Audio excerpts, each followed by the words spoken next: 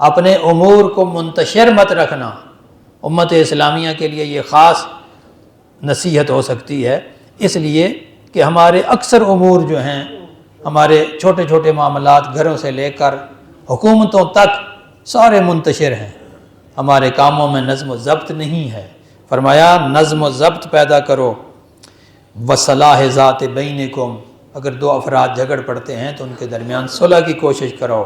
فإنی سمعت جدکما یقول صلاح ذات البین افضل من عامۃ الصلاۃ والصیام، میں نے تمہارے نانا رسول اللہ کو یہ فرماتے ہوئے سنا تھا کہ دو لوگوں کے درمیان صلح کروا دینا عام صلاۃ و صیام یعنی روزے اور نماز سے بھی افضل ہے۔ پھر فرمایا واللہ واللہ فی الایتام فلا تغبوا افواہہم ولا یضیئوا بحضرتکم، یتیموں کے بارے میں اللہ سے ڈرتے رہنا، ان کے کام و دہن کے لیے فاقہ کی نوبت نہ آئے، تمہاری موجودگی میں وہ تباہ و برباد نہ ہو جائیں۔ اللہ فی جیرانکم، اپنے ہمسایوں کا خیال رکھنا، فإنہم وصیۃ نبیکم، یہ تمہارے نبی کی وصیت ہے، ما زال یوصی بہم حتی ظننا انہم سیورثہم۔